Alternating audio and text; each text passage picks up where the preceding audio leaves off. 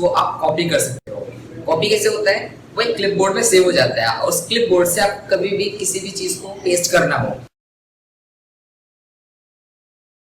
ठीक है, तो मैं आज आपको बताने वाला हूँ कंप्यूटर कुछ स्पेशल शॉर्टकट कीज के बारे में जो ज़्यादातर आपको ज़रूरत पड़ती रहती है और इसका आप इजी से यूज़ कर सकते हो। जब भी आप कोई काम करते हो तब आपको शॉर्टकट कीज की जरूरत पड़ती है और आप आसानी से इन शॉर्टकट कीज का यूज़ कर सकते हो।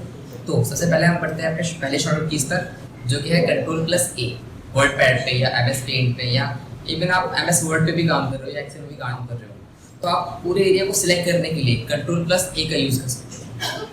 कंट्रोल बी का यूज़ किया जाता है स्पेशली फॉर्मेटिंग के लिए। फॉर्मेटिंग क्या होती है, जब आप किसी टेक्स्ट को कोई डिज़ाइन कोई इफेक्ट देते हो। सो कंट्रोल बी से क्या होता है, आप टेक्स्ट को बोल्ड कर सकते हो और ज़्यादा हाईलाइट कर सकते हो। जैसे बोल्ड होता है हमारा जो भी कोई टेक्स्ट होता है उसको आप ऐसा हेडिंग बनाना चाहते हो जो एकदम हाईलाइटेड होती है तो आप उसको बोल्ड करके हाईलाइट कर सकते हो। कंट्रोल सी से क्या कर सकते हो, आप किसी सिलेक्टेड एरिया को या सिलेक्टेड टेक्स्ट को या इमेज को आप कॉपी कर सकते हो। कॉपी कैसे होता है, वो एक क्लिपबोर्ड में सेव हो जाता है और उस क्लिपबोर्ड से आप कभी भी किसी भी चीज को पेस्ट करना हो जस्ट आप कंट्रोल वी से उसको पेस्ट कर सकते हो। कंट्रोल डी से क्या कर सकते हैं, आप किसी भी ऑब्जेक्ट को, जैसे आप MS वर्ड पे काम कर रहे हैं, MS वर्ड पे हम कई सारे इमेजेस को भी इंपोर्ट कर सकते हैं, शेप को इंपोर्ट कर सकते हैं। तो इमेजेस और शेप को अगर मान लो आपको डुप्लीकेट करना है तो आप कंट्रोल D प्रेस करके उस ऑब्जेक्ट को डुप्लीकेट कर सकते हो। कंट्रोल ई से आप टेक्स्ट को अलाइन कर सकते हो, अलाइन सेंटर कर सकते हो। आपका टेक्स्ट लेफ्ट में भी हो सकता है, राइट में भी हो सकता है और सेंटर के लिए आपको कंट्रोल ई का यूज करना होता है। कंट्रोल एफ का यूज किया जाता है किसी भी टेक्स्ट को फाइंड करने के लिए। जैसे आप MS वर्ड पे काम कर रहे हो या एक्सेल पे फाइंड कर रहे हो, इवन आप MS पावर पॉइंट पे भी काम कर रहे हो तो वहां पे आप किसी टेक्स्ट को सिलेक्ट करना चाहते हो, किसी वर्ड को कॉपी करना चाहते हो तो उसको आपको ढूंढना पड़ता है। ढूंढने के लिए आप कर सकते हो कंट्रोल एफ का यूज कर सकते हो। कंट्रोल एफ से एक ऑप्शन आएगा, वहां पे आपको वो वर्ड्स डालने हैं और वो वर्ड्स जहां पे भी मैचिंग होंगे वो आपको वहां पे शो करा देगा। कंट्रोल जी का तीनों सॉफ्टवेयर में अलग अलग यूज होता है। MS वर्ड पे डिफरेंट यूज है, एक्सेल पे डिफरेंट यूज है और पावर पॉइंट पे डिफरेंट यूज है। Ctrl+G से MS वर्ड पे आप किसी भी चीज को फाइंड कर सकते हो, किसी टेक्स्ट को नहीं, किसी लोकेशन को। जैसे आप किसी पेज नंबर पे, स्पेसिफिक पेज नंबर पे जाना चाहते हो, कोई स्पेसिफिक सेक्शन, कोई स्पेसिफिक शेप पे जाना चाहते हो तो Ctrl+G के बाद आपके पास ऑप्शन आएगा कि आप किस पेज, किस सेक्शन, किस शेप पर जाना चाहते हो, उसका नाम टाइप करके आप वहां पहुंच सकते हो। एक्सेल के अंदर Ctrl+G से आपको कॉलम और रो नंबर डालना होता है। एक्सेल के अंदर क्या होता है, हमारे पास टेबल होती है, टेबल के अंदर आप रो और कॉलम नंबर डाल के उस स्पेसिफिक सेल के अंदर जा सकते हो। Ctrl+H शॉर्टकट की का यूज किया जाता है किसी भी वर्ड को, किसी भी टेक्स्ट को आप रिप्लेस कर सकते हो किसी अनदर वर्ड से। जैसे सपोज किसी पैराग्राफ के अंदर किसी पर्सन का नाम लिखा हुआ है, किसी पर्टिकुलर पर्सन का नाम हो सकता है, सिटी का नाम हो सकता है, एरिया का नाम हो सकता है, कई सारी चीजें हो सकती हैं। तो आप उस एरिया के नाम को या किसी वर्ड को वहां पे आपको डालना होता है, फिर आप किस वर्ड को रिप्लेस करना चाहते हो वो वर्ड आपको नीचे फिल करना होता है, देन आप उसे रिप्लेस कर सकते हो। Ctrl+I से आप टेक्स्ट को इटैलिक कर सकते हो। इटैलिक टेक्स्ट कौन सा होता है, जो थोड़ा सा तिरछा होता है।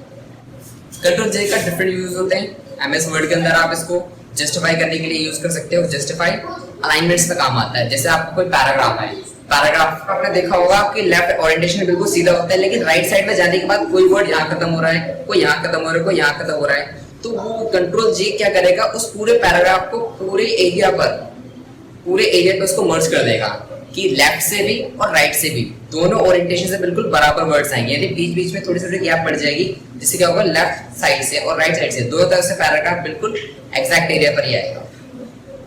कंट्रोल के शॉर्टकट की का यूज किया जाता है हाइपरलिंक करने के लिए। हाइपरलिंक क्या होता है कि आप किसी भी पर्टिकुलर एरिया को किसी अनदर फाइल से ज्वाइन करना चाहते हो, कनेक्ट करना चाहते हो, तब आप कंट्रोल की का यूज कर सकते हो। सपोज आपने कोई वर्ड लिख रखा है, आप चाहते हो उस वर्ड से किसी भी स्पेसिफिक लिंक पे आप पहुंचाना चाहते हो, किसी स्पेसिफिक फाइल पे पहुंचाना चाहते हो, तो आप उसको क्लिक करने के बाद Ctrl+K प्रेस करोगे, फिर ऑप्शन आएगा आप किस फाइल को उसके साथ जोड़ना चाहते हो, उस फाइल को आपको सेलेक्ट कर लेना है, देन आपको कॉपी कर देना है। जैसे ही कभी भी उस पर क्लिक किया जाएगा तो वो डायरेक्टली उसी फाइल को ओपन कर देगा। अब ये डिफरेंट तरीका है। MS वर्ड में आपको कंट्रोल दबा के क्लिक करना पड़ता है, एक्सेल के अंदर आप जस्ट क्लिक करके उसको ओपन कर सकते हैं, और पावर पॉइंट में जब आप प्रेजेंटेशन को प्ले करते हैं तब आपको क्लिक करना होता है, जस्ट क्लिक से वो चालू हो जाएगा। Ctrl+L का यूज किया जाता है टेक्स्ट को लेफ्ट अलाइन करने के लिए। सपोज आपका टेक्स्ट सेंटर में है, आप सेंटर से आपको लेफ्ट में लेकर आना है, तो आपको पूरा पैराग्राफ सिलेक्ट करना है या फिर पर्टिकुलर लाइन या किसी भी एरिया को आपको सिलेक्ट कर लेना है। Ctrl+L प्रेस करना है जैसे आप कंट्रोल एल प्रेस करोगे पूरा का पूरा टेक्स्ट आपका लेफ्ट में उठ के आ जाएगा।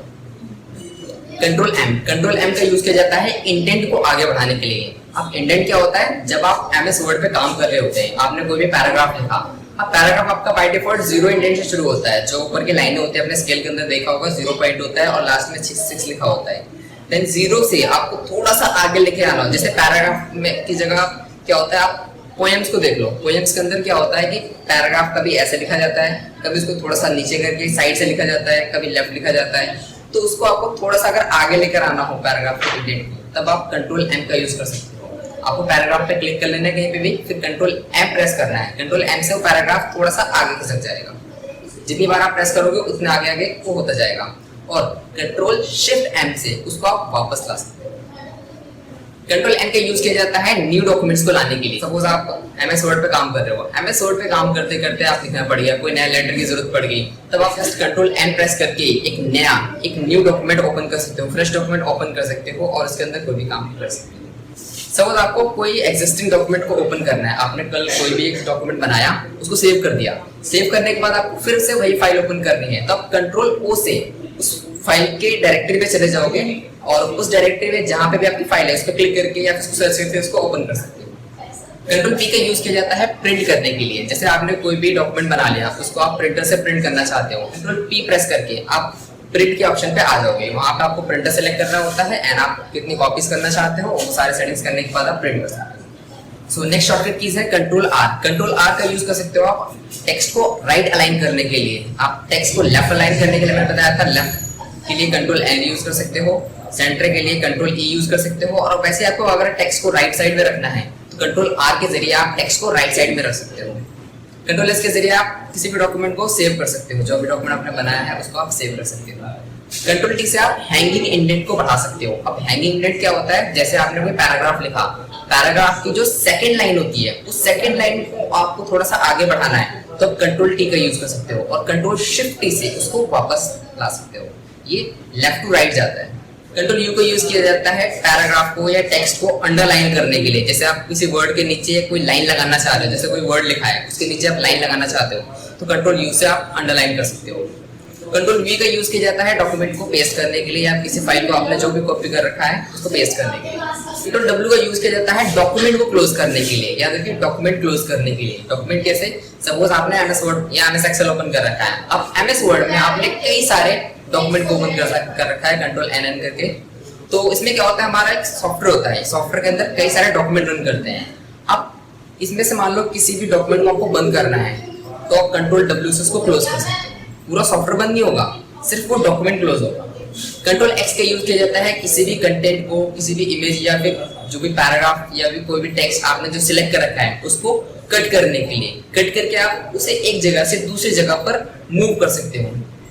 कंट्रोल वाई से आप किसी भी एक्शन को रीडू कर सकते हो। जैसे आपने किसी भी एक्शन को बैक कर दिया हो तो उसको आप वापस कंट्रोल वाई से रीडू कर सकते हो। कंट्रोल जेड का यूज किया जाता है एक्शन को बैक लाने के लिए। जैसे आप मान लीजिए आपने कोई गलत पैराग्राफ टाइप कर दिया, उसको एक स्टेप बैक पीछे लेके आना है, तो कंट्रोल जेड का यूज कर सकते हो। Tell us what you think about this video and don't forget to like, share and subscribe.